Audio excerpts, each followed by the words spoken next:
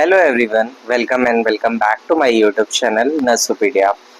जैसा कि हम लोग सीरीज में कर रहे थे प्रीवियस ईयर क्वेश्चन पेपर्स को सॉल्व, तो हमारा सेकेंड ईयर का सारे सब्जेक्ट्स के हो गए थे। बस मेडिकल सर्जिकल नर्सिंग फर्स्ट बचा था और फर्स्ट ईयर का सारा सब्जेक्ट हो गया है। आप लोग ने अगर नहीं देखा है तो वो वीडियोस देख लो, अगर आप हो फर्स्ट ईयर में, नहीं तो सेकेंड ईयर का देखो। ठीक है, चलो फिर शुरू करते हैं हम इस पेपर को।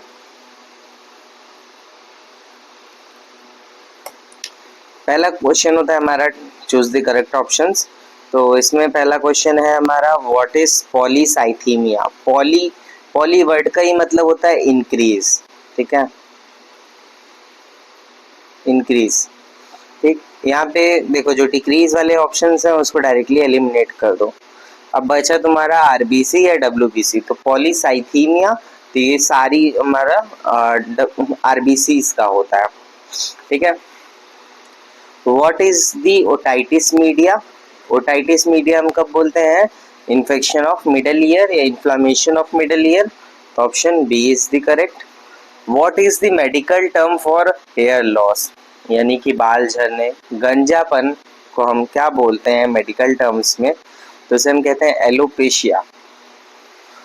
नेक्स्ट क्वेश्चन है, what is the meaning of term cardiomegaly. Cardiomegaly, ठीक है, कहीं पे भी किसी भी जो है वर्ड के आगे कोई भी हमारे जो ऑर्गन्स हैं उसका जो मेडिकल टर्म्स में नाम होता है उसके आगे अगर मेगैली लग जाता है तो उसका मतलब होता है एनलार्जमेंट। एनलार्जमेंट यानी बढ़ जाना उस ऑर्गन का। ठीक है, यहाँ ऑप्शंस देख लेते हैं। Enlargement of heart, enlargement of lungs, enlargement of liver, enlargement of kidney. तो कार्डियो है, कार्डियो हमारा हार्ट से रिलेटेड होता है, तो ये एनलार्जमेंट ऑफ हार्ट है। और अगर यहाँ पे एनलार्जमेंट ऑफ लंग्स होता तो वहाँ पे न्यूमोमेगाली ऐसे करके टर्म्स होते हैं। वहाँ पे कुछ लिवर का होता, लिवर में तो हिपैटोमेगाली होता है।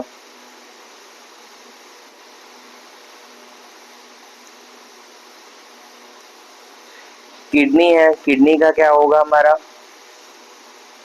किडनी के लिए क्या टर्म यूज किया जाता है? नेफ्रो, यूरो ऐसे करके कुछ होगा। ठीक है, ऐसा अभी तक कोई क्वेश्चन आया नहीं है तो उस सब से मुझे पता भी नहीं है कि क्या होगा। What is the name of, next question है हमारा, what is the name of condition characterised by inflammation of tonsil. तो आपको पता होगा इन्फ्लेमेशन अगर कहीं पे भी हो रहा है तो उसके लास्ट में क्या लग जाएगा? आइटिस। तो आइटिस अगर हम टॉन्सिल के आगे लगा देते हैं तो टॉन्सिलाइटिस। सिंपल सा था ये क्वेश्चन।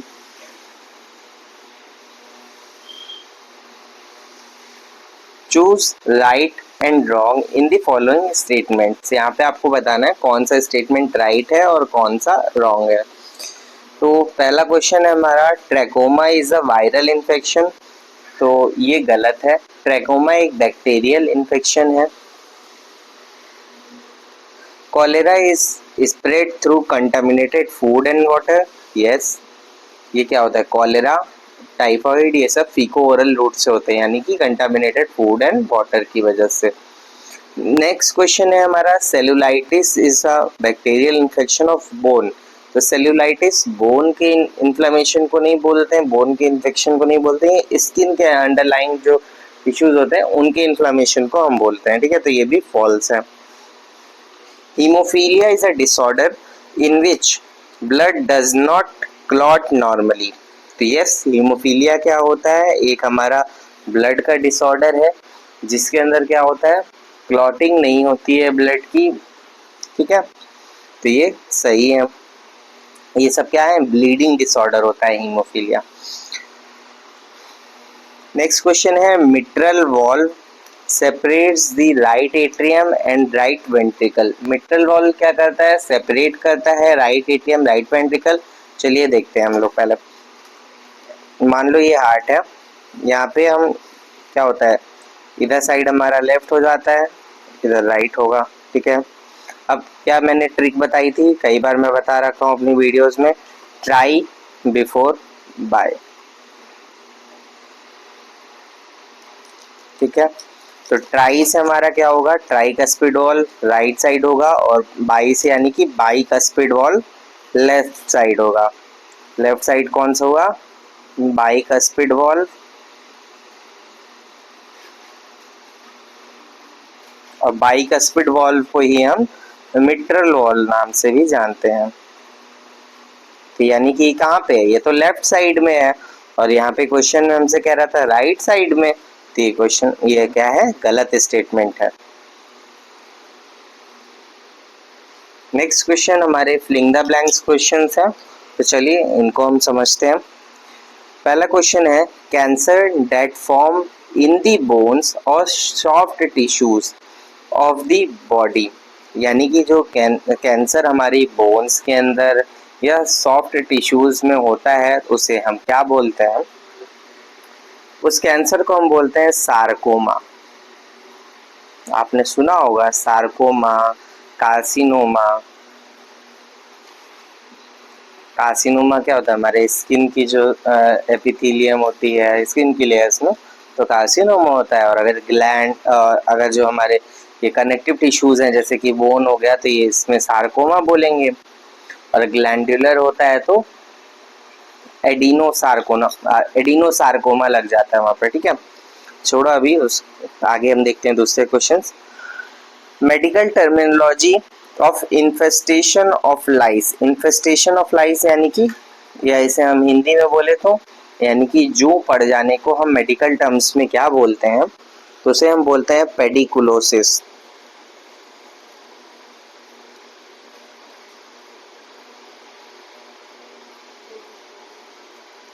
ठीक है। नेक्स्ट क्वेश्चन है हमारा abnormal growth of bone in the middle ear is termed as. इसे कहते हैं otosclerosis. Otosclerosis. Next question पढ़िए आप।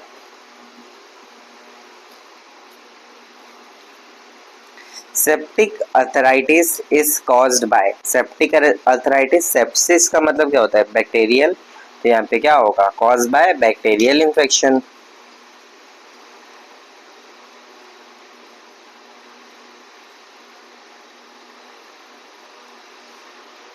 ठीक है। नेक्स्ट क्वेश्चन है हमारा एड्स स्टैंड फॉर। एड्स का फुल फॉर्म पूछा है, बहुत ही सिंपल क्वेश्चन। एड्स का फुल फॉर्म क्या होता है हमारा, एक्वायर्ड इम्यूनो डेफिशिएंसी सिंड्रोम। क्या, नेक्स्ट क्वेश्चन हम देखते हैं। अब हम आगे शॉर्ट आंसर टाइप क्वेश्चंस पे। तो हमारे शॉर्ट आंसर कितने होते हैं, हम क्वेश्चंस हम यहाँ पे 6 दिए होते हैं हमको, लेकिन हमें इसमें से 4 क्वेश्चंस करने होते हैं। पहला क्वेश्चन यहाँ पे हमारा, what are the nursing consideration for a patient undergoing radiotherapy, यानी कि रेडियोथेरेपी अगर किसी पेशेंट की हो रही है तो वहाँ पर हमें नर्सिंग इंटरवेंशन क्या करना है, ये पूछा गया है। नेक्स्ट क्वेश्चन है explain about breast self examination. ठीक है।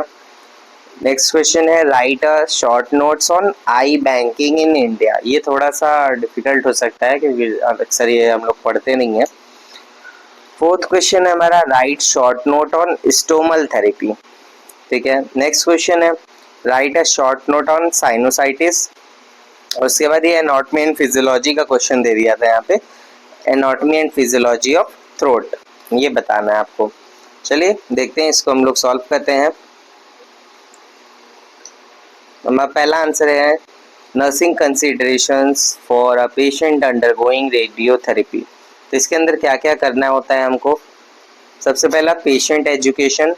पेशेंट को क्या करना है, एक्सप्लेन करना है हमको प्रोसीजर, ड्यूरेशन, एक्सपेक्टेड इफेक्ट्स, क्या इसके साइड इफेक्ट्स होंगे, सेल्फ केयर, क्या क्या उसको सेल्फ केयर करनी है, और उसके फियर और फियर को रिड्यूस करेंगे और कोऑपरेट करेंगे पेशेंट के साथ में हम। स्किन केयर प्रोवाइड करना है हमको, जो भी रेडिएटेड एरिया होगा उसको हमको रोज डेली बेसिस पे उसको इंस्पेक्ट करना है। Keep the area clean and dry, avoid frictions, tight clothing नहीं पहननी है, परफ्यूम, पाउडर या exposure of heat, cold, sunlight, ये सबसे प्रिवेंट करना होता है। ठीक है, जो भी एरिया पे रेडिएशंस पड़ रहे होते हैं उनको बहुत ज़्यादा सेफ रखना होता है। ठीक है, नेक्स्ट पॉइंट है हमारा fatigue management. Monitor for fatigue, plan rest periods, cluster care and encourage gentle exercise as tolerated. Nutrition and hydration, provide high calorie, high protein, soft diet, ensure adequate fluid intakes, give mouth care for mucositis, यानी कि mouth care भी करना होता है ताकि जो है infection ना हो। साइकोलॉजिकल सपोर्ट के अंदर हम क्या क्या कर सकते हैं? प्रोवाइड रीअश्योरेंस, बार बार पेशेंट का जो भी डाउट हो रहा है, जो भी उसको क्वेश्चन है, उसको हम बार बार उस पर आंसर करेंगे, अश्योर करेंगे पेशेंट को कि वो ठीक हो जाएगा। पेशेंट अगर कुछ कह रहा है तो उसको हम ध्यान से सुनेंगे, फैमिली को इन्वॉल्व करेंगे ताकि वो थोड़ा सा फ्रेंडली वहाँ पे फील करे, फैमिलियर उसको सिचुएशन लगे। Refer to counselling and support groups if needed, अगर मान लो ज़्यादा पेशेंट को प्रॉब्लम होती है साइकोलॉजिकल तो उसकी हम काउंसलिंग करवाएंगे और जो भी सपोर्ट ग्रुप्स होते हैं उनके पास भेजेंगे पेशेंट को। नेक्स्ट क्वेश्चन था हमारा ब्रेस्ट सेल्फ एग्जामिनेशन से, तो चलिए समझते हैं ब्रेस्ट सेल्फ एग्जामिनेशन क्या होता है। ब्रेस्ट सेल्फ एग्जामिनेशन एक मेथड है by which a woman regularly inspect and feels her own breast to detect any unusual changes at an early stage. Breast self examination क्या होता है? इसके अंदर जो वुमेन होती हैं वो इंस्पेक्ट करती हैं, अपने ब्रेस्ट को फील करती हैं कि अगर वहाँ पे कोई अनयूजुअल चेंजेस तो नहीं है। अर्ली स्टेज में अगर होता है, मान लो कोई लम्स हैं या कैंसर के जो शुरुआती स्टेज होते हैं, ट्यूमर के जो शुरुआती स्टेज होते हैं, उसका पता चल जाता है वहाँ पर। अगर कोई lady breast self examination regular basis पे कर रही है, मंथली यानी कि साल में सिर्फ 12 बार करना है। अगर कोई एबनॉर्मेलिटी समझ में आती है तो आप डॉक्टर को दिखा सकते हो। ठीक है, इसलिए किया जाता है ताकि कैंसर का प्रिवेंशन हो सके। नहीं तो क्या होता है कि ब्रेस्ट कैंसर अगर मान लो 3rd स्टेज 4th स्टेज में पता चलता है तो पेशेंट को ट्रीट करना बहुत ज़्यादा मुश्किल हो जाता है। और ये टेक्निक ऐसी है, इससे क्या होता है कि पहले स्टेज में, दूसरे स्टेज में पता चल जाता है, जहाँ पे हम ट्रीटमेंट प्रोवाइड करके ठीक कर सकते हैं, वहाँ पे चांसेस ज़्यादा होते हैं। अब यही पर्पस और इम्पोर्टेंस में यही दिया होगा कि to promote early detection of breast cancer, जैसा मैंने कहा जल्दी पता चल जाएगा। To make the woman familiar with normal look and और फील ऑफ हर ब्रेस्ट, यानी कि अगर मान लो कोई फीमेल अगर अपना ब्रेस्ट सेल्फ एग्जामिनेशन कर रही है तो उसे पता होगा नॉर्मेलिटी क्या है, एबनॉर्मेलिटी क्या है, उसको पता चलेगा अगर कोई भी चेंजेस होंगे तो। To encourage health seeking behaviour if any changes noticed. Timing क्या है? Best time is best done once a month में एक बार करना होता है। मेंस्ट्रुएटिंग वुमेन्स के लिए क्या होता है? 5 से 7 दिन बाद, जब मेंस्ट्रुअल साइकिल उनका ख़त्म हो जाए यानी कि ब्लीडिंग ख़त्म हो जाए, तब 5 से 7 दिन बाद किया जाता है। क्योंकि क्या होता है, मेंस्ट्रुएशन के टाइम पे या मेंस्ट्रुएशन के पहले हार्मोन्स के चेंजेस की वजह से ब्रेस्ट के अंदर थोड़ा सा टेंडरनेस, टाइटनेस होती है, जिसकी वजह से थोड़ा सा कन्फ्यूजन हो सकता है। और जो पोस्ट मेनोपॉजल वुमेन्स होती हैं उनके लिए कोई मतलब ऐसा फिक्स नहीं है, वो कभी भी मंथ में एक सेम डेट पे कर सकते हैं। इस स्टेप्स और टेक्निक, इसके अंदर क्या होता है, स्टेप्स टेक्निक उसको हम समझते हैं। विजुअल इंस्पेक्शन, इसमें क्या करना होता है? मिरर के सामने खड़ा होना होता है। Stand before the mirror with arms at the side, then raise and then pressed on the hips. Look for change in size, shape, skin dimpling, redness, nipple discharge।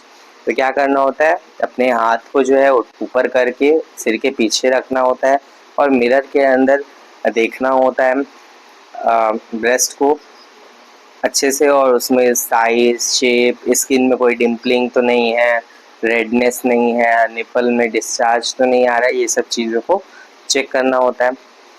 Palpation, standing और sitting, क्या करना होता है? 3 उंगलियों का pad बना के, मतलब 3 उंगलियों को एक साथ करके फिंगर्स को हमको सर्कुलर मोशन के अंदर एक ब्रेस्ट पे पूरा घुमाना होता है, आर्मपिट तक भी जाना होता है, आर्मपिट पे ही ज़्यादातर होता है, तो इसलिए आर्मपिट को छोड़ना नहीं है, वहाँ पास भी ऐसे जाना है 3 उंगलियों के थ्रू सर्कुलर मोशन में चेक करते हुए, थोड़ा सा मतलब प्रेस करते हुए। अगर मान लो वहाँ पे कोई लम्स, कोई थिकनिंग, कोई टेंडरनेस प्रेजेंट है तो फिर हमें डॉक्टर के पास जाना होगा। पाल्पेशन लाइंग डाउन, अगर मान लो स्टैंडिंग और सिटिंग पोजीशन में है तो ऐसे करेंगे, और अगर लेट के कर रहे हैं तो क्या है, place a folded towel and pillow under the shoulder of the breast, being examined, use opposite hand to palpate in the same systematic way। ठीक है, ऐसा करना होता है। क्या करना होता है, अगर मान लो लेफ्ट ब्रेस्ट का एग्जामिनेशन हो रहा है तो राइट हैंड से हमको करना होता है। चेक निपल्स, स्क्वीज करना होता है निपल्स को, अगर कोई डिस्चार्ज तो नहीं है वो चेक करने के लिए। What to do if abnormality found, अगर मान लो कोई एबनॉर्मेलिटी आ जाती है तो क्या करना है, क्या क्या एबनॉर्मेलिटीज हो सकती हैं। अगर मान लो कोई लंप हो, चेंज हो साइज शेप के अंदर, स्किन के अंदर चेंज हो, पेन हो, निपल से डिस्चार्ज हो, तो तुरंत हेल्थ केयर प्रोवाइडर के पास जाना है, यानी कि डॉक्टर के पास आपको जाना है। नेक्स्ट क्वेश्चन था हमारा eye banking in India. So eye banking क्या होता है? आई बैंक एक ऑर्गेनाइजेशंस होते हैं जो कि कलेक्ट करके रखते हैं, स्टोर करके रखते हैं जो डोनेटेड ह्यूमन आइज होती है या कॉर्नियल टिश्यूज होते हैं, जिनका हम ट्रांसप्लांट के लिए यूज कर सकते हैं, रिसर्च के लिए यूज कर सकते हैं, और एजुकेशन के लिए इसका यूज किया जा सकता है। पर्पस क्या होता है इसका? To collect cornea from a voluntary eye donor, अगर मान लो कोई आई डोनर है तो उससे कॉर्निया कलेक्ट करना, इसको प्रिजर्व करके रखना, और अगर मान लो जब कॉर्नियल ट्रांसप्लांट की ज़रूरत है किसी को तो उसमें सप्लाई करना। जैसे कि ब्लड बैंक काम नहीं करता है, एक पर्सन से ब्लड ले लेता है, फिर दूसरा अगर पर्सन को ज़रूरत होती है तो उसको दे देता है, ऐसे ही करके ये भी काम करता है। To promote public awareness about eye donation, to train eye surgeon और टेक्नीशियंस। फंक्शंस क्या हैं इसके? Collection of donated eye, evaluation of donated eye for suitability, preservation of cornea in appropriate medium, distribution to the hospital or surgeons for the transplant, education and awareness program in the community. Regulation in India, governed by the Transplantation of Human Organs and Tissue Act। India के अंदर क्या होता है, इसको regulate कौन सा organisation करता है? तो transplantation of human organs and tissue act के अंदर ये रन किए जाते हैं। Supported by national programme for control of blindness, NPCB। Example, eye bank association of India coordinates eye banking nationwide. Eye bank association of India जो है आई banking को पूरे इंडिया के अंदर कंट्रोल करता है। सिग्निफिकेंस क्या होता है इसका? हेल्प रिस्टोर साइट इन कॉर्नियल ब्लाइंडनेस, अगर मान लो किसी को कॉर्नियल ब्लाइंडनेस हो जाती है तो वहाँ पे उसकी वापस से आंखों की रोशनी आ जाती है ट्रांसप्लांट करने की वजह से। Encourage a culture of organ and tissue donation, इससे क्या होता है, कल्चर करके मतलब स्टोर करके रखा जाता है एक ऑर्गन को। अब हम नेक्स्ट क्वेश्चन देखते हैं, stromal therapy. Stomal therapy is a specialized care and management provided to the patient who have surgically created opening stoma on the body, usually for the elimination of urine and feces। यानी कि क्या होता है stromal therapy? Stromal therapy एक specialised care है, management है, जो कि किन पेशेंट को प्रोवाइड करते हैं? जिनकी सर्जिकली ओपनिंग क्रिएट की गई होती है बॉडी के अंदर, जिस ओपनिंग को ही हम स्टोमा बोलते हैं, जो कि यूरिन या फीसेस को निकालने के लिए किया जाता है। कोलोस्टोमी, ईलोस्टोमी या यूरोस्टोमी किया जाता है। अगर मान लो किसी का बॉवेल मूवमेंट जो है रुक जाता है, या मान लो एनल फिस्टुला बन जाता है, एनल फिजर हो जाता है जिसमें कि फीसेस बाहर नहीं निकल पा रहा है, इंटेस्टाइनल ऑब्स्ट्रक्शन हो जा रहा है, उन केसेस के अंदर ये किया जाता है ताकि फीसेस बाहर निकल सके। इसका पर्पस क्या है? To promote proper healing of stoma, मतलब स्टोमल थेरेपी के पर्पस है यहाँ पे। To maintain skin integrity around the stoma,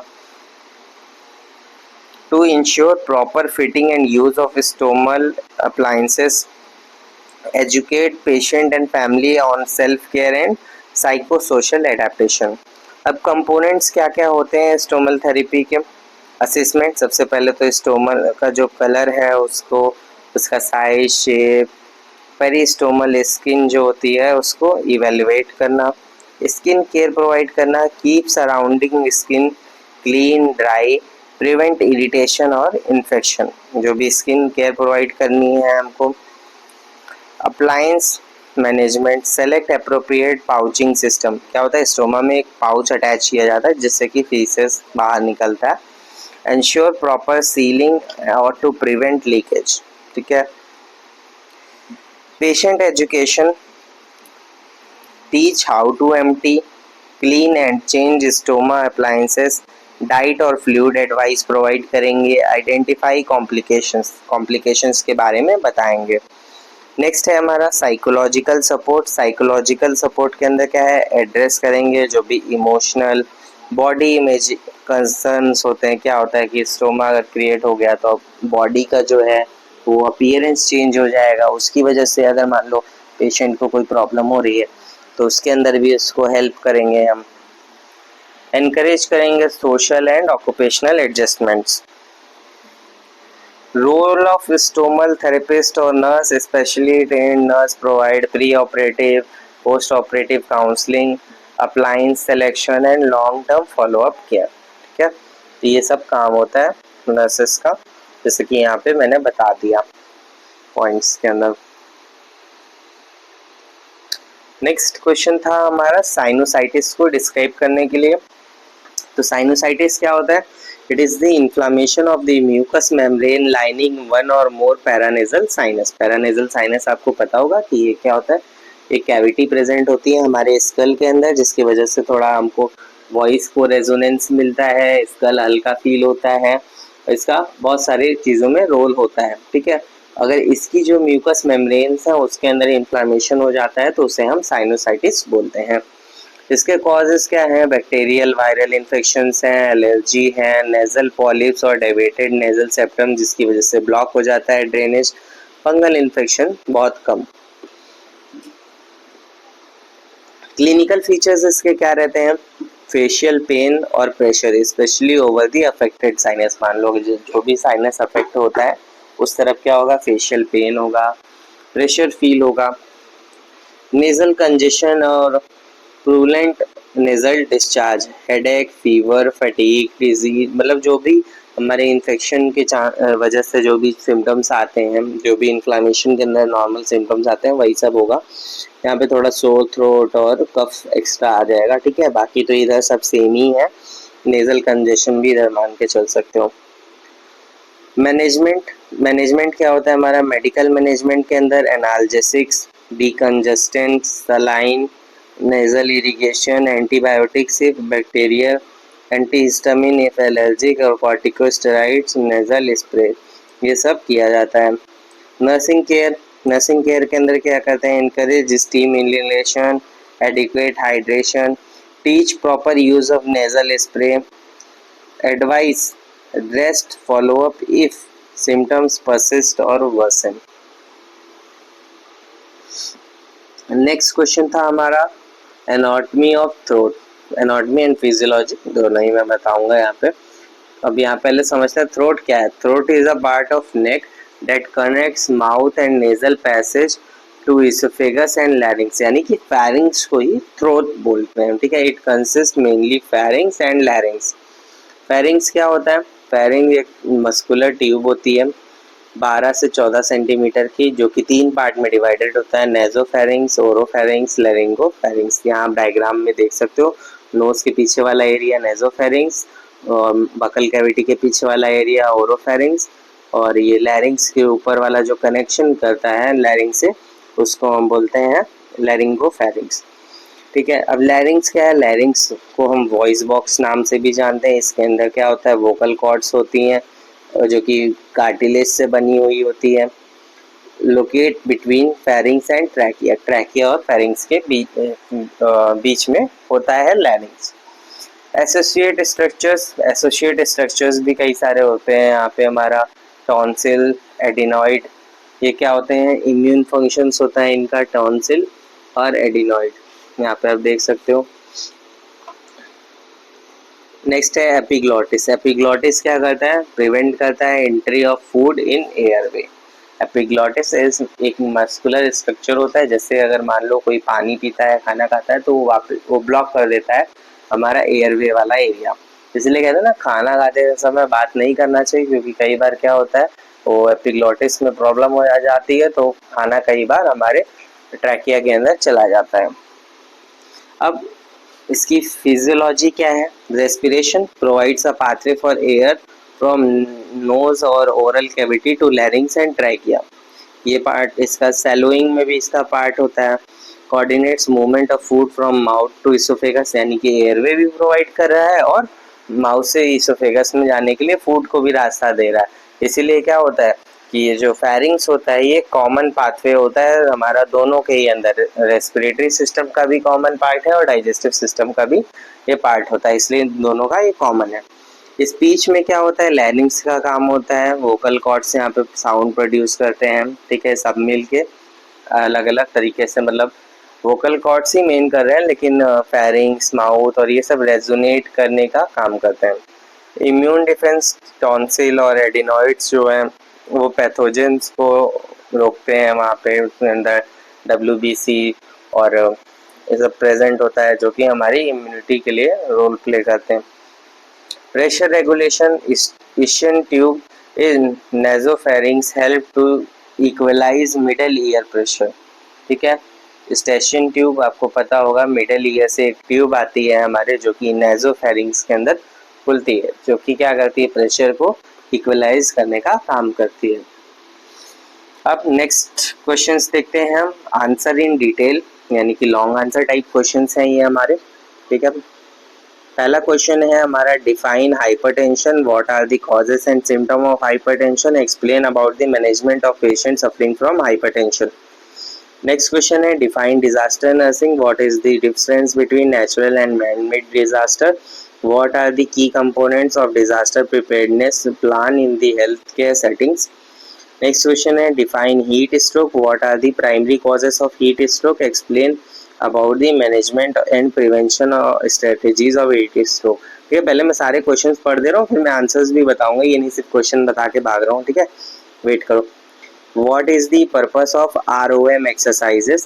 What is the difference between active and passive exercise? What are the principles to consider when performing ROM exercise? Define dysentery. What are the common symptoms of dysentery? Explain about the management of dysentery. Define inhaled poisoning. Describe the importance of prompt medical attention in case of inhaled poisoning. What are the primary treatment goals for patient with inhaled poisoning, ठीक है। चलिए अब देखते हैं इनके हम लोग answers को। पहला क्वेश्चन था हाइपरटेंशन, तो हाइपरटेंशन सबसे पहले समझते हैं हम लोग। हाइपरटेंशन क्या होता है, हाइपरटेंशन का मतलब सिंपल भाषा में होता है हाई ब्लड प्रेशर, यानी कि it is a condition in which persistent elevation of atrial blood pressure, यानी कि ब्लड प्रेशर जब बढ़ जाता है तो उसे हम हाइपरटेंशन बोलते हैं। तो यहाँ पे उसकी कंडीशन है, नॉर्मल बीपी क्या होता है, एडल्ट्स के अंदर जो एवरेज बीपी होता है वो 120/80 mmHg होता है। हाइपरटेंशन हम कब बोलते हैं, जब बीपी हमारा 140/90 mmHg हो जाता है एडल्ट्स के अंदर, ठीक है, मेजर्ड ऑन 2 और मोर सेपरेट ओकेशन। मतलब ऐसा नहीं कि एक बार मान लो किसी का बीपी आ गया 140/90 तो उसको हम मान के चलेंगे, हो सकता है वो एक्सरसाइज करके आ रहा हो सकता है वो 2 किलोमीटर दौड़ के आ रहा हो, तो ये सब चीज़ों को ध्यान में रखना है। और वो मतलब कुछ दिनों का जो है गैप करके, कई बार अगर ऐसी रीडिंग्स आती हैं 140/90 से ऊपर, तब हम कहेंगे कि हाँ पेशेंट को हाइपरटेंशन हुआ है। कॉजेस इसके क्या रहते हैं, प्राइमरी हाइपरटेंशन, यानी कि बिना कोई डिजीज या बिना कोई एग्जैक्ट कॉज के अगर हाइपरटेंशन हो रहा है, या तो जेनेटिक फैक्टर्स की वजह से हो सकता है, अगर सॉल्ट ज़्यादा ले रहा है डाइट के अंदर तब हो सकता है, ओबेसिटी की वजह से हो सकता है, सीडेंट्री लाइफस्टाइल की वजह से हो सकता है, स्ट्रेस की वजह से हो सकता है, स्मोकिंग और अल्कोहल की वजह से हो सकता है। सेकेंडरी हाइपरटेंशन यानी कि किसी और डिजीज कंडीशन की वजह से अगर हाइपरटेंशन हुआ हो तब, ठीक है। तो पहला तो हमारी होती है किडनी डिजीज, अगर मान लो किसी को क्रॉनिक रीनल फेलियर है, ग्लोमेरुलर नेफ्राइटिस है या और कोई किडनी की प्रॉब्लम है तो हो सकता है उसको हाइपरटेंशन हो। एंडोक्राइन डिसऑर्डर्स जैसे कि मान लो हाइपरथायरॉयडिज्म के कंडीशन में हम हाइपरटेंशन देखने को मिलता है, कुशिंग सिंड्रोम के अंदर और फियोक्रोमोसाइटोमा के अंदर हमको हाइपरटेंशन देखने को मिलेगा। यह तो प्रेगनेंसी इंड्यूस हाइपरटेंशन होता है, प्री एक्लेम्सिया। सर्टेन मेडिकेशंस की वजह से जैसे कि ओरल कॉन्ट्रासेप्टिव्स अगर ले रहा है कोई, स्टेरॉइड्स ले रहा है उसकी वजह से भी होता है। ऐसा नहीं कि आज लिया तो हो गया, बहुत लंबे टाइम तक अगर कोई कंज्यूम करता है तब होता है मेडिसिन की वजह से। सिम्टम्स क्या रहते हैं? ऑफन एसिम्टोमेटिक, यानी कि ज़्यादातर क्या होता है ये एसिम्टोमेटिक रहता है, इसीलिए हाइपरटेंशन को हम क्या बोलते हैं? साइलेंट किलर भी बोलते हैं। इसमें पता नहीं चलेगा कि हमको कोई बीमारी है जब तक आप चेक नहीं कराओगे बीपी को। और अगर मान लो कभी कभी क्या होता है सिम्टम्स आते हैं तो क्या सिम्टम्स आएंगे? हेडेक होगा, वो भी ऑसिपिटल साइड यानी कि पीछे की साइड में, सुबह सुबह। डिजीनेस और लाइट हेडेडनेस यानी कि चक्कर आएंगे, सिर दर्द होगा हल्का हल्का, ब्लड विजन्स हो सकते हैं, पाल्पिटेशन फील होगा जैसे कि पल्स मेरे चल रही है ऐसा फील होगा, ठीक है। शॉर्टनेस ऑफ ब्रीथ होगा, फटीग, एपिटेक्सिस यानी कि नोज ब्लीडिंग हो जाती है। काफ़ी केसेस में क्या होता है नोज से ब्लीडिंग होने लगती है क्योंकि नोज की जो कैपिलरीज होती हैं बहुत ज़्यादा सॉफ्ट होती हैं, तो वहाँ पे ज़्यादा चांसेस होते हैं नोज ब्लीडिंग। और नोज ब्लीडिंग को क्या बोलते हैं? एपिटेक्सिस। ये भी आप याद रखना, ये टर्म भी बहुत ज़्यादा पूछा जाता है, epistaxis, bleeding from nose. Management of patient with hypertension. अब हाइपरटेंशन है किसी पेशेंट को तो उसका हम कैसे मैनेजमेंट करेंगे? तो सबसे पहले तो लाइफ स्टाइल मॉडिफिकेशन करते हैं, ठीक है। लाइफ स्टाइल में अगर चेंजेस आने से नॉर्मल हो जाता है, जैसे कि क्या करना है? लो सॉल्ट, लो फैट और बैलेंस डाइट प्रोवाइड करनी है। वेट रिडक्शन करना है, अगर पेशेंट मान लो ओवर वेट है तो उसको वेट रिडक्शन करने के लिए एडवाइस करना है। Regular physical activities like brisk walk for 30 to 45 minutes per day. Brisk walk यानी कि फास्ट चलना है आधे घंटे से लेकर 45 मिनट तक। अवॉइड स्मोकिंग, एल्कोहल, स्ट्रेस, ठीक है। इन सब की वजह से जो है हाइपरटेंशन होने के चांसेस होते हैं। इसकी जगह पे आप क्या है रिलैक्सेशन टेक्निक्स, मेडिटेशन, योगा, ये सब का यूज़ कर सकते हो। और अच्छे से सोना है, ठीक है, 7 से 8 घंटे तक अच्छी से नींद लेनी है ताकि हमारा जो है बीपी कंट्रोल में रहे।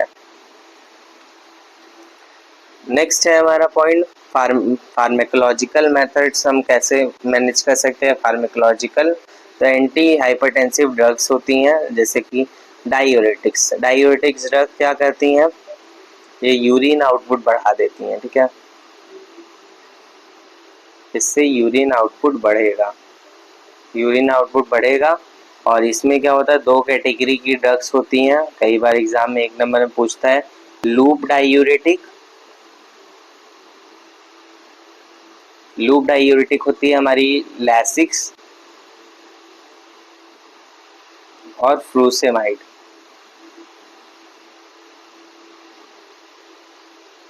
ठीक है। और एक होती है ऑस्मोटिक डायूरेटिक।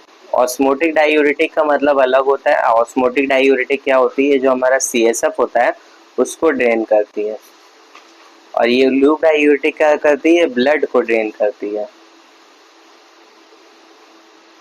ठीक है, ब्लड से जो वाटर होता है उसको निकालती है। और ऑस्मोटिक डायूरेटिक ये CSF से जो होता है उसको ड्रेन करती है। इसके अंदर क्या आता है? एग्जाम्पल इसका है मैनिटॉल, ये आप लोग याद रखना, कई बार आया हुआ है एग्जाम के अंदर। नेक्स्ट ड्रग होती है बीटा ब्लॉकर। बीटा ब्लॉकर देते हैं, ACE इनिबिटर देते हैं यानी कि एसिटाइल कोलिन एंजाइम इनिबिटर होती है। नेक्स्ट है हमारी कैल्शियम चैनल ब्लॉकर और ARBS ड्रग्स देते हैं, ठीक है, ये सारी ड्रग्स दी जाती है हाइपरटेंशन को मैनेज करने के लिए, और इसके साथ साथ रेगुलर मॉनिटरिंग करनी होती है हाइपरटेंशन की। नर्सिंग केयर क्या प्रोवाइड करनी है? Monitor blood pressure regularly and document, assess for the symptoms of complications like stroke, myocardial infarction, kidney failure, educate patient and family about the medications, teach warning signs that require immediate attention, यानी कि जो भी warning science होते हैं hypertension के, जैसे कि severe headache, chest pain, blood visions, तो हमें तुरंत जो है हॉस्पिटल जाना होता है। Provide emotional support to reduce anxiety and promote compliance. Next question हमारा है डिजास्टर नर्सिंग। डिजास्टर नर्सिंग क्या होता है? Disaster nursing is an adaptation of professional nursing knowledge, skills, attitude in recognizing and meeting the healthcare emotional needs in the disaster victims and their family and community during after a disaster। यानी कि क्या है disaster nursing? एक ऐसा हमारा professional adaptation होता है, कुछ स्किल्स हमको एक्स्ट्रा सिखाई जाती हैं जिसका यूज़ करके हम हेल्थ और इमोशनल नीड्स जो होती हैं, जो कि मान लो कोई विक्टिम्स होते हैं डिजास्टर के, मान लो डिजास्टर क्या होता है? डिजास्टर ऐसी कोई आपदा हो गई, भूकंप आना, बाढ़ आना, या फिर और कोई वॉर हो जाना, ये सब क्या है हमारा डिजास्टर्स के अंदर आता है। तो उससे क्या होता है हमारी जान और माल दोनों को ही खतरा होता है। तो उस सिचुएशन में हमें कैसे हेल्थ केयर सेटिंग्स में कैसे काम करना है, ये हर एक हेल्थ केयर वर्कर को सिखाया जाता है, और कैसे बैलेंस करना होता है उस टाइम पे, तो वही हमारा डिजास्टर नर्सिंग होता है। इसके बीच में अब हम डिफरेंस देखते हैं। एक क्वेश्चन में पूछा हुआ था difference between natural and man made disaster. तो नेचुरल डिजास्टर्स क्या होते हैं, ये इनके कॉजेस क्या होते हैं? नेचुरल फोर्सेस की वजह से होते हैं। और जो मैन मेड डिजास्टर्स होते हैं ये ह्यूमन के एक्शन की वजह से, या ह्यूमन जो चीज़ें निगलेक्ट करते हैं उनकी वजह से होता है। एग्जाम्पल अगर हम देखें तो नेचुरल डिजास्टर की एग्जाम्पल होते हैं अर्थक्वेक, फ्लड, साइक्लोन, सुनामी और वॉल्केनिक इरप्शंस। मैन मेड के अंदर क्या होता है? इंडस्ट्रियल एक्सीडेंट, मान लो कोई बहुत बड़ी सी इंडस्ट्री है उसके अंदर आग लग जाती है, या आग ही ज़्यादातर लगती है, तो उसकी वजह से बहुत सारे लोग, अगर वहाँ के जो वर्कर्स हैं वो अफेक्ट हो जाएं, केमिकल लीक हो जाए, जैसे कि एक बार गैस लीक हुआ था ना भोपाल में, वैसे अगर कुछ हो जाए, वॉर हो जाए, तब ये सब हमारा मैन मेड डिजास्टर के अंदर आएगा। वॉर से सोचो कितने हजारों लोग मरते हैं। World war first, world war second का आप देख लेना रेशियो, कितने हजारों लाखों लोग मरे थे उसके अंदर। प्रिडिक्टेबिलिटी, अब किसकी प्रिडिक्टेबिलिटी ज़्यादा होती है?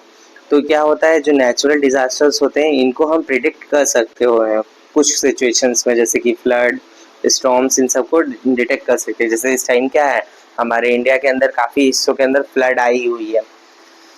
यूजुअली जो मैन मेड डिजास्टर होते हैं ये इनको हम प्रिडिक्ट नहीं कर सकते हैं, पर इनको हम प्रिवेंट कर सकते हैं सेफ्टी का यूज़ करके।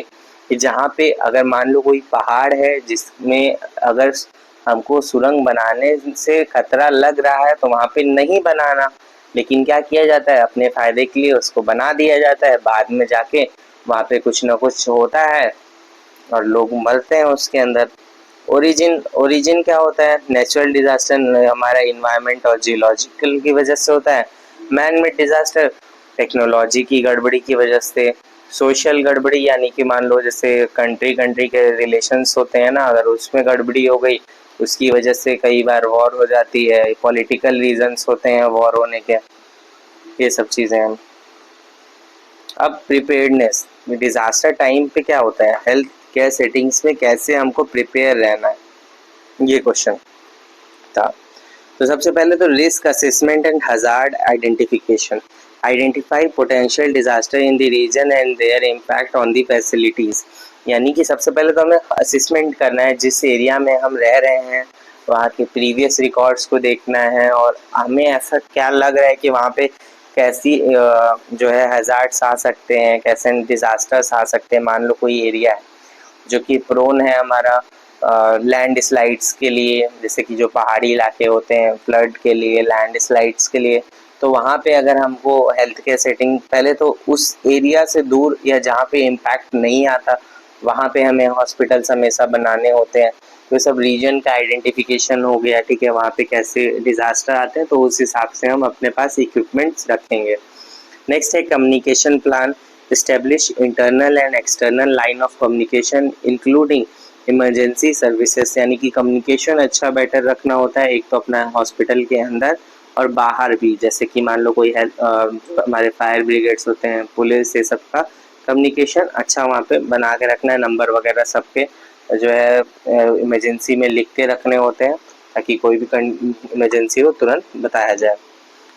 फिर थर्ड पॉइंट है हमारा रिसोर्स मैनेजमेंट। रिसोर्स मैनेजमेंट के अंदर क्या करना है, ensure availability of medical supplies, backup power, food, water and transport. जितने भी रिसोर्सेस हैं, जो भी मेडिकल सप्लाईज होती हैं, जो भी ड्रग्स है, ऑक्सीजन है और भी जो भी इंजेक्शंस वगैरह है, सब कुछ वहाँ पे होना चाहिए।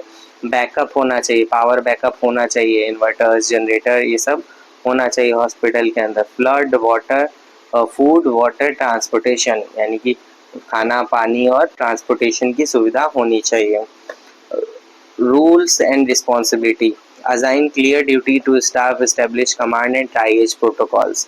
क्या करना होता है, एक जिस जब भी डिजास्टर का टाइम होता है तो हर स्टाफ की क्या होती है, अलग अलग ड्यूटी होती है, तो उसे अपनी ड्यूटी के बारे में पता होना चाहिए। एक कमांडिंग ऑफिसर होना चाहिए और ट्राइएज प्रोटोकॉल का यूज़ करना चाहिए। ट्राइएज क्या होता है, प्रोटोकॉल होता है, उसके अंदर क्या होता है, 4 कैटेगरीज के अंदर हम बांट देते हैं जो भी पेशेंट्स आते हैं। लिख रहा हूँ मैं, ब्लैक, एक ब्लैक होता है, एक हमारा क्या होता है रेड, रेड जोन, येलो और ग्रीन। इन जोन्स के अंदर बांटा जाता है पेशेंट्स को। जो कि ब्लैक जोन के अंदर वो पेशेंट्स आते हैं जो कि डेड है या फिर टर्मिनली इल है, जो कि मतलब कुछ टाइम में डेथ हो जाएंगे, जिनको बचाया नहीं जा सकता। फिर रेड जोन के अंदर आते हैं जिनको इमरजेंसी ट्रीटमेंट की ज़रूरत होती है, या बहुत ज़्यादा सीवियर ब्लीडिंग है, जिसकी सीवियर ब्लीडिंग वाले पेशेंट हो गए, जो कार्डियक अरेस्ट वाले पेशेंट होते हैं वो इसके अंदर आते हैं, ठीक है। और येलो जोन के अंदर वैसे पेशेंट्स आते हैं जिनको मतलब थोड़ा सा लेस सीवियरिटी, मतलब उनको ज़रूरत है ट्रीटमेंट की, बट क्या है, ऐसे कार्डियक अरेस्ट वाले की जितना उसको ज़रूरत नहीं। कार्डियक अरेस्ट वाला भाई 2 मिनट में निपट जाएगा अगर उसको अटेंशन नहीं मिला तो। बट येलो जोन में अगर मान लो चोटें हैं, फ्रैक्चर है किसी पेशेंट को, तो उन सबको उसके अंदर रखा जाएगा। छोटी चोटें हैं, कम ब्लीडिंग हो रही है, रुक गई है, तो उनको इसके अंदर रखा जाएगा। फिर ग्रीन जोन के अंदर जो पेशेंट मूव कर सकते हैं, मूवेबल पेशेंट्स होते हैं, जिनको बहुत हल्की फुल्की चोट आई है, उनको रखा जाता है और उनसे भी कहा जाता है कि आप अदर पेशेंट्स की जो है आप हेल्प करो, ठीक है। ये सब करना होता है। नेक्स्ट क्या है, training and mock drills.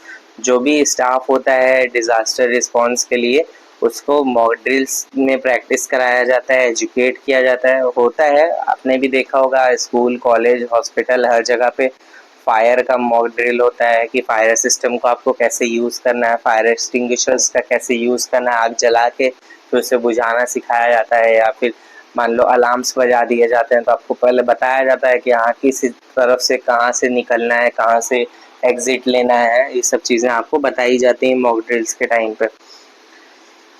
Evacuation, shelter planning, पहले सेफ रूट जो होते हैं उनको पता करना होता है, असेंबली पॉइंट्स, शेल्टर्स का अरेंजमेंट करना पेशेंट के लिए, स्टाफ के लिए। Patient care continuity, maintain critical medical services जैसे कि आईसीयू, डायलिसिस, इमरजेंसी सर्जरी, ये सबको मेंटेन करके रखना है। कोलैबोरेशन विद एक्सटर्नल एजेंसी, जो भी लोकल, स्टेट या नेशनल डिजास्टर रिस्पॉन्स टीम्स होती हैं, एनजीओ होता है, एसडीआरएफ, एनडीआरएफ, आर्मी वाले, सबसे के साथ में कोऑर्डिनेट करके काम करना होता है इस टाइम पे।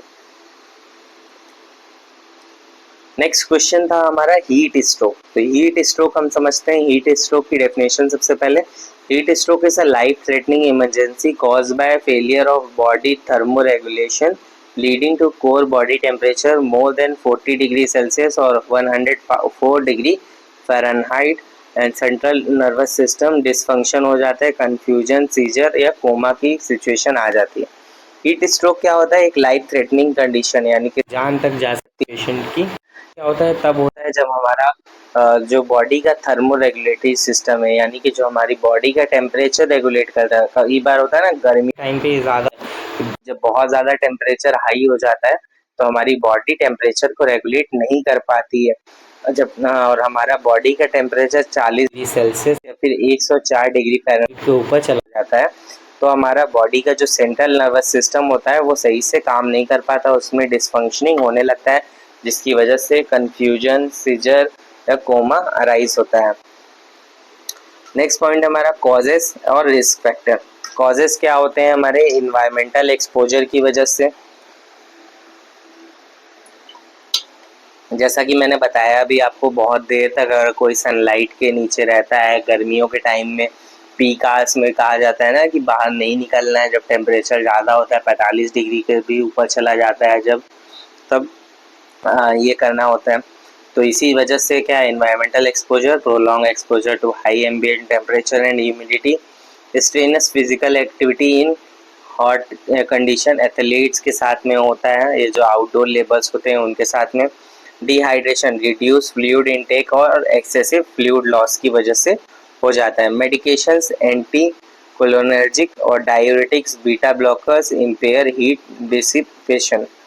इम्पेयर्ड थर्मो रेगुलेशन, जो थर्मो रेगुलेशन क्या होता है, जो बूढ़े लोग होते हैं, बच्चे होते हैं या फिर जिनके ओबेस होते हैं उनके अंदर ये प्रॉब्लम होती है, या कार्डियोवैस्कुलर डिजीज अगर किसी पेशेंट को है तो उसके अंदर थर्मो रेगुलेटरी उतना अच्छा सिस्टम नहीं होता है, तो उन सबको ज़्यादा चांसेस होते हैं। मेन तो यही है कि हीट के वजह से होता है, यानी कि गर्मी के टाइम पे ये होता है। क्लोथिंग, अगर मान लो गर्मी में हैवी क्लोथ्स पहना है, नॉन ब्रीथेबल गारमेंट्स पहना है, इसलिए कहते हैं ना गर्मी के अंदर, गर्मियों में क्या करना है, कॉटन क्लोथ्स पहनने होते हैं जिससे कि एयर आर पार जा सके। उससे क्या होती है, बॉडी में कूलिंग होती है। जब कपड़े भीग जाते हैं तो क्या होता है, उससे एयर जब पास करती है तो उससे बॉडी टेम्परेचर जो होता है हमारा कम होता है, ठंडी ठंडी हवा लगती है इसलिए। अब इसके मैनेजमेंट क्या होते हैं? इमरजेंसी केयर, सबसे पहले तो बॉडी को कूल करना है, इमिडिएटली कूल करना है, पेशेंट को मूव करना है cool shaded air conditioned area के अंदर। पेशेंट को कहाँ, ठंडी जगह पे लेके जाना है जिससे धूप से बचाना है, शेडेड रीजन के अंदर। जो भी क्लोथ्स हैं, एक्स्ट्रा क्लोथ्स हैं, उनको हटा देना है। Apply cold pack to the neck, armpit और ग्रोइन एरिया, ये करना है। या फिर इमिडिएटली जो है ठंडे पानी को हमको पेशेंट के ऊपर डाल देना है, स्पंज बाथ कराना है, फैंस का यूज़ करना है ताकि इवेपरेट होने की वजह से कूलिंग हो पानी की। फिर एयरवे, ब्रीदिंग, सर्कुलेशन को मेंटेन करना है, एबीसी को।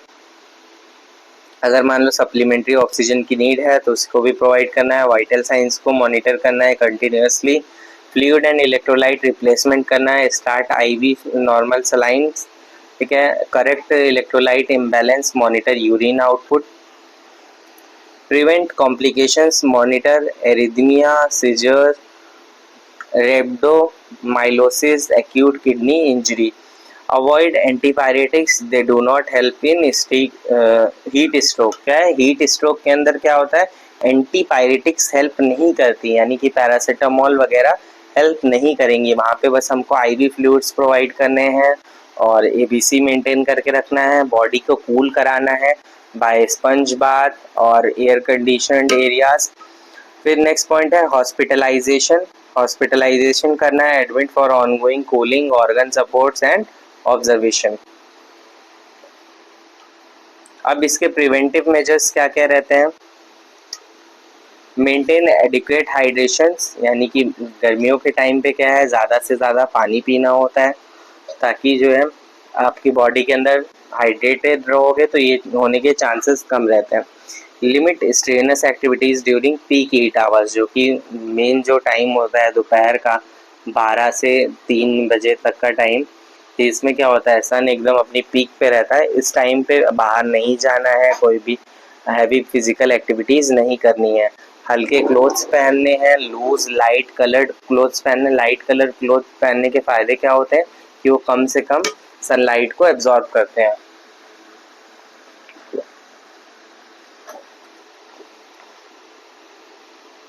सॉरी,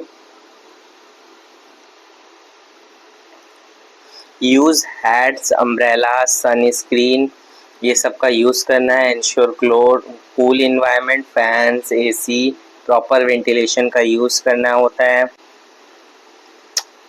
एकदम अचानक से क्या होता है, एसी से निकल के सीधा ही एकदम हॉट इन्वायरमेंट के अंदर नहीं चले जाना है। मॉनिटर वनरेबल पॉपुलेशन, जो भी मान लो बूढ़े लोग हैं, बच्चे हैं और जो क्रॉनिक इलनेस वाले पेशेंट हैं, उनको बाहर धूप में नहीं जाना है।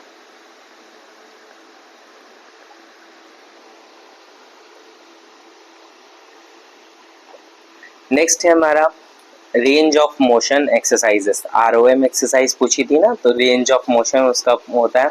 इसके पर्पस क्या होते हैं? Maintain improve joint mobility and muscle flexibility, prevents contractures यानी कि परमानेंट जॉइंट स्टिफनेस होने से बचाते हैं। Promote circulation and reduce risk of blood clot और प्रेशर सोर्स, ये क्या करते हैं? सर्कुलेशन अच्छा रखते हैं जिससे कि ब्लड क्लॉट नहीं होता, प्रेशर सोर्स नहीं होते। Decrease stiffness and pain after injury और surgery, assist with functional recovery daily living activities. Next है हमारा difference between active and passive exercises. Active passive exercise में क्या डिफरेंस होता है? एक्टिव, अब यहाँ पे पॉइंट्स में कि हु परफॉर्म्स, यानी कि एक्टिव एक्सरसाइज कौन कर रहा है? पेशेंट खुद ही अपने जॉइंट्स को मूव करता है। और पैसिव एक्सरसाइज में नर्स या थेरेपिस्ट जो होते हैं वो मूव कराते हैं पेशेंट के जॉइंट्स को। फिर मसल एफर्ट्स, एक्टिव में क्या है? Requires the patients own muscle contractions. Passive में क्या होता है? कोई भी मसल एफर्ट्स की जरूरत नहीं होती है पेशेंट के। इंडिकेशंस, कब एक्टिव देना है, कब पैसिव देना है। एक्टिव तब हम देते हैं जब पेशेंट के अंदर मसल्स में थोड़ी स्ट्रेंथ होती है, अपने इंडिपेंडेंटली वो खड़ा हो सकता है। और पैसिव कब देते हैं? When the patient is weak, paralysed, unconscious और अनएबल टू मूव। पर्पस क्या है एक्टिव और पैसिव एक्सरसाइज का? Maintain both joint mobility and muscle strength करता है एक्टिव एक्सरसाइज। और पैसिव एक्सरसाइज क्या करता है? जॉइंट की फ्लेक्सिबिलिटी और प्रिवेंट स्टिफनेस एंड कॉन्ट्रैक्चुअल्स, यानी कि स्टिफनेस को प्रिवेंट करता है। इफेक्ट्स ऑन स्ट्रेंथ, यानी कि एक्टिव और पैसिव की जो है स्ट्रेंथ पे इफेक्ट क्या पड़ता है? हेल्प्स इंप्रूव और maintain muscle tone and strength, does not increase muscle strength, only preserve range of motion. Next है हमारा principles of ROM exercises. assess patient conditions and joint limits before starting, support the joint above and below during movement, move slowly, smoothly, never force beyond the normal range, observe for pain, swelling, resistance, stop if discomfort occur, maintain proper body alignment and patient comfort, perform exercise regularly as prescribed, usually 2 to 3 times per day, document type or frequency and patient response. Next question था हमारा dysentery, यानी यहाँ पे हमको क्या करना था? Define dysentery. Dysentery is a inflammatory disorder of intestine, especially the colon, resulting in the severe diarrhea with blood mucus in the stool, often complaint by abdominal pain and fever. यानी कि क्या होता है? डिसेंट्री होती है हमारा एक inflammatory disease है इंटेस्टाइन्स की, जिसके अंदर कोलन्स के अंदर क्या होता है? हो जाता है सीवियर डायरिया, म्यूकस और ब्लड के साथ स्टूल आता है, जिसकी वजह से एब्डोमिनल पेन और फीवर भी हो सकता है। ये क्या होता है? एक बैक्टीरिया की वजह से होता है, शिंगेला या इकोलाई की वजह से मेनली, या फिर अमीबा की वजह से होता है। कॉमन सिम्टम्स क्या रहेंगे? फ्रीक्वेंट लूज स्टूल्स आएंगे विथ ब्लड और म्यूकस, एब्डोमिनल क्रैम्प और पेन, टेनिमस यानी कि painful straining while passing stool, fever, chills, nausea, vomiting, dehydration, loss of appetite, weight loss if prolong dysentery होती है तो। अब मैनेजमेंट क्या है डिसेंट्री के? तो डिसेंट्री के मैनेजमेंट है, पहला तो हमारा जनरल मैनेजमेंट, यानी कि इसके अंदर रिहाइड्रेशन थेरेपी प्रोवाइड करते हैं, ORS या फिर IV फ्लूइड से डिहाइड्रेशन प्रिवेंट करते हैं। डाइट क्या है? हल्की डाइट देते हैं, इजी डाइजेस्टेबल फूड्स देते हैं, जो भी तेल मसाला नहीं देना होता है। Maintain hydration with soup, rice water, tender coconut water, rest को इम्प्रूव करते हैं, बेड रेस्ट प्रोवाइड करते हैं।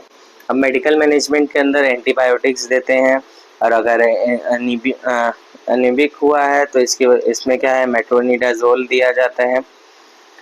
और ये अगर बेसिलाई की वजह से हुआ होता है तो इसमें सिप्रोफ्लॉक्सिन वगैरह दिया जाता है। एंटीपायरेटिक्स अगर फीवर है तो एंटी स्पाज्मोडिक यानी कि जो एब्डोमिनल पेन के लिए होता है ना, मेफ्टाल स्पाज वगैरह आती हैं, वो दिया जाता है। नर्सिंग केयर और supportive care.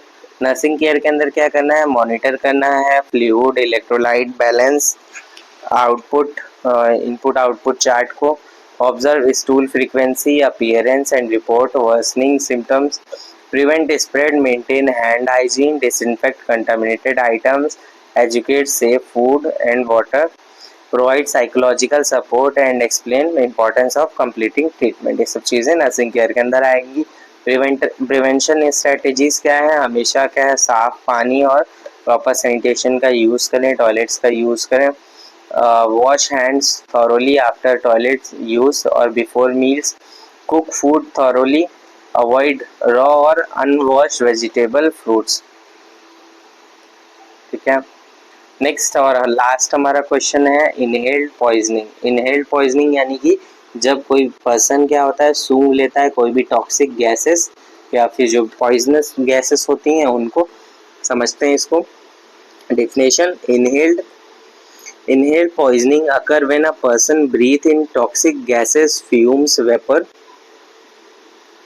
or smoke, leading to injury of the respiratory system, other organs through absorption of poisonous substance in the blood stream. Example, carbon monoxide, chlorine gas, smoke from fire, ammonia, chemical fumes. Importance of medical attention, prompt medical attention, rapid progressions.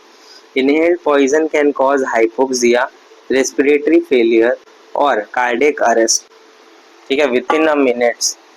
Systemic effect क्या होते हैं, many gases like carbon monoxide, cyanide interfere with the oxygen delivery and can damage the brain, heart and kidney.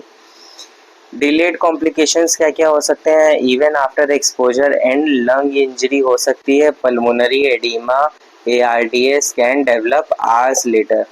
Preventing permanent damage. Early interventions can reverse hypoxia, reduce tissue injury and prevent death. अब primary treatment goals क्या होते हैं, remove the patient from exposure, जहाँ पे भी air जो भी poisonous air है वहाँ से पेशेंट को हटा देना है फ्रेश एयर के अंदर और वेल वेंटिलेटेड एरिया के अंदर लेके जाना है। ABC मेंटेन करके रखना है, maintain airway patency, high flow oxygen provide करनी है, अगर इंट्यूबेट करने की ज़रूरत पड़ती है तो इंट्यूबेट भी करेंगे। Monitor vital science, oxygen saturation and cardiac rhythms. Reverse और न्यूट्रलाइज पॉइजन। ठीक है, एंटीडोट्स अगर मान लो आपको पता है कि किस चीज़ की वजह से हुई है तो एंटीडोट प्रोवाइड करेंगे। जैसे कि मान लो administer 100% oxygen for carbon dioxide poisoning और hydroxocobalamin for the cyanide poisoning. अगर मान लो कार्बन मोनोऑक्साइड पॉइजनिंग हुई है तो 100% ऑक्सीजन देनी है। हाइड्रोक्सोकोल्बामीन तो उसमें साइनाइड पॉइजनिंग में देते हैं। सपोर्टिव केयर क्या होगी, IV फ्लूइड्स, ब्रोंकोडाइलेटर, कॉर्टिकोस्टेरॉइड्स देंगे। ट्रीट करेंगे सीजर्स, एरिथमिया और lung organ failure. Prevent complications, monitor observe for the delayed pulmonary injury, monitor gas blood gases, electrolyte and renal functions, educate and prevent, identify source of poisoning, ensure safety measures and counsel on avoiding future exposure। ठीक है, मतलब educate करेंगे patient को कि क्या source होता है, यानी कि क्या होता है, कई बार ठंडियों में लोग रूम के अंदर आग जला के सो जाते हैं और सुबह तक सब सोए ही मिलते हैं, क्योंकि क्या होता है जब हमारे रूम में वेंटिलेशन नहीं होता है तो आग जल रही है तो उससे क्या बनता है, कार्बन डाइऑक्साइड बनता है और वो ऑक्सीजन की एब्सेंस के अंदर कार्बन मोनोऑक्साइड में कन्वर्ट हो जाता है जो कि पॉइजन है। और जो भी लोग वहाँ पे सोए होते हैं वो उसे सोते सोते इनहेल कर लेते हैं जिसकी वजह से पॉइजनिंग होती है और वो रातों रात मर जाते हैं, किसी को पता भी नहीं चलता है। तो ये पेपर यहाँ पे हमारा ख़त्म होता है। अगर आपको ये वीडियो अच्छा